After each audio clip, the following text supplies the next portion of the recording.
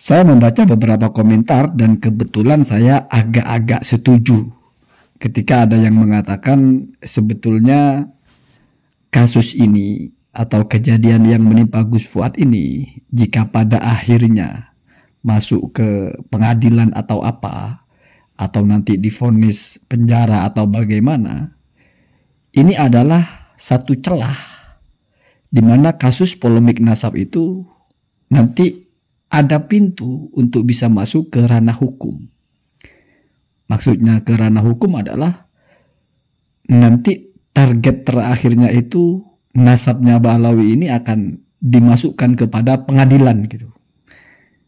Nanti diketok palu, mereka cucu Nabi atau bukan. Nanti akan dipanggil pakar-pakar nasab, kayak Haji Madudin, mungkin KRT Fakih, mungkin Tubagus Mugi Nur Fadil, mungkin. Kemudian saksi ahlinya Kiai Marzuki, mungkin sama Prof Zahro, mungkin.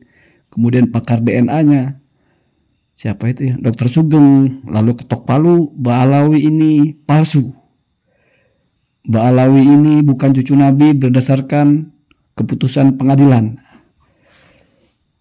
Iya kalau mau seperti itu ya boleh-boleh saja. Kemarin kan sudah ada dari pihak mereka ini yang menggugat kepemilikan tanah Ba'alawi, yang mengajukan ke MK kalau nggak salah. Ada juga yang menggugat masalah status kewarganegaraannya dan sebagainya. Jadi semuanya boleh diupayakan itu.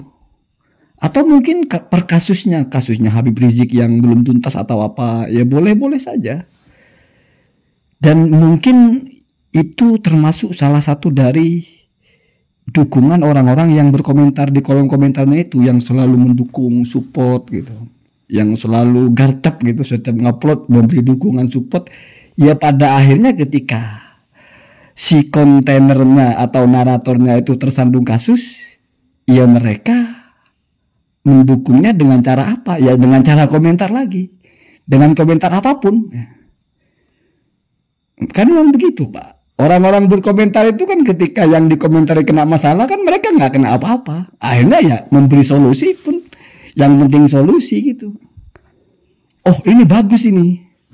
Bagus di penjara juga nggak apa-apa, bagus gitu. Nanti bisa menjadi pintu untuk memvonis Ba'alawi bukan cucu Nabi di pengadilan. Atau nanti bisa menjadi pintu masuk bagaimana HRS juga di penjara, kan begitu. Itulah enaknya jadi tukang komentar Pak, yang tidak akan pernah kesandung apapun, bacot ember-ember nggak akan pernah kesandung apapun. Cuma kalau jadi naratornya ya sekali kepleset urusan, kan begitu.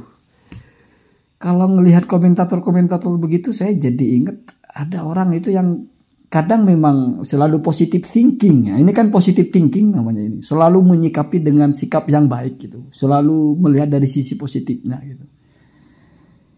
Tapi biasanya itu begini, misalnya gini contoh. Ada saudara kita atau tetangga kita jatuh gitu, lecet gitu. Biasanya kita melihat dari sisi positifnya. Oh nggak apa-apa cuma lecet, untung nggak patah gitu. Besoknya ngelihat lagi tetangganya jatuh, lecet dan patah. Komentarnya masih dari sisi positif lagi. Oh nggak apa-apa, untung cuma lecet dan yang patah cuma satu kakinya ya, untung nggak dua.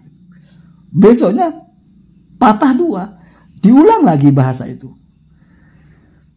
Untung nggak patah dengan tangannya satu. Besoknya lagi patah, 4 yang patah, kaki 2, tangan 2. Oh untung nggak patah ininya, rusuknya, atau nggak patah tulang belakangnya itu. Kalau patah tulang belakangnya kan nggak bisa berdiri itu.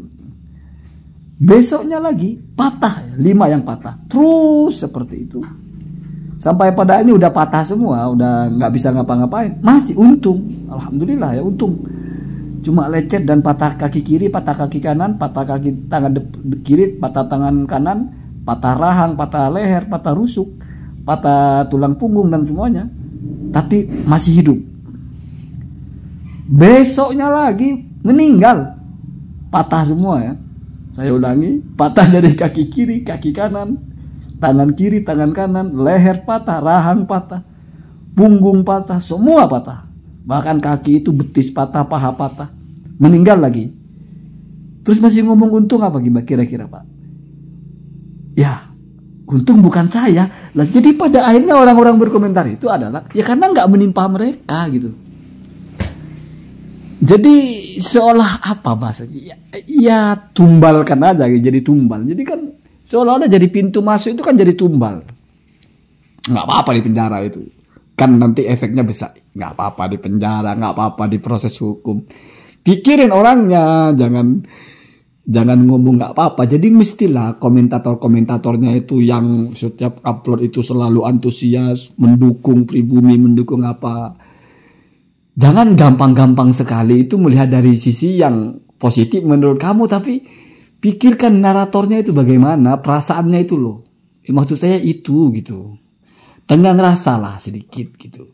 Kalau mau memberikan dukungan itu jangan seolah-olah mengabaikan gitu. Karena kan kalau misalnya denger enak aja, pale lu bawa menyan nggak apa-apa. Pale lu bawa menyan ini jadi pintu masuk. Kita yang ketar-ketir ya kamu nggak kena apa-apa. Jadi kan gitu Pak. Makanya mesti setiap orang itu tahu lah ya. Kalau komentator di kolom komentar itu memang itu yang paling nggak ada aturannya. Tapi kalau komentator di YouTube ada aturannya. Ada gitu ya. Harus pintar-pintar itu. Jangan sampai offset gitu. Karena kalau offset jatuh ya atau di-free kick atau apa, terus kesandung, yang ngomentarin itu ngelihat dari sisi positifnya tapi sudah dilupakan itu. Ya masa bodoh lah. Nggak mikir bagaimana kalau orang yang tersandung kasus. Bagaimana nanti urusan hidupnya. Dipanggil ke sana, dipanggil ke sini. Terus gimana urusan anak dan istrinya dan sebagainya. Itu nggak dipikirin oleh yang komentar-komentar itu. Yang dipikirin adalah bagaimana Mbak Alawi ini. Wah, itu namanya pendukung nggak tulus mendukung itu. Mestinya ya kalau perlu bikin gerakan kayak gitu ya. Itu kan ada gerakan tangkap atau apa. Bikin juga gerakan jangan tangkap gitu dong. Itu namanya mendukung.